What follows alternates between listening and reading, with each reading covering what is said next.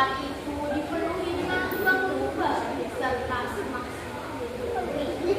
Itu adalah gambaran dunia ini. Dunia ini penuh dengan lubang-lubang dosa seperti kemaksiatan, kebohongan, dan masih banyak lainnya.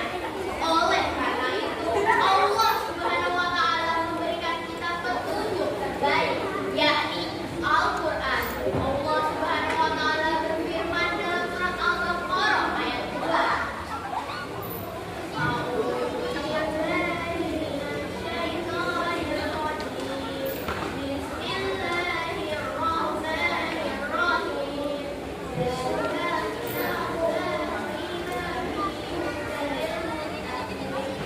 Artinya, Al-Quran ini tidak ada keraguan padanya dan menjadi petunjuk bagi mereka yang bertakwa.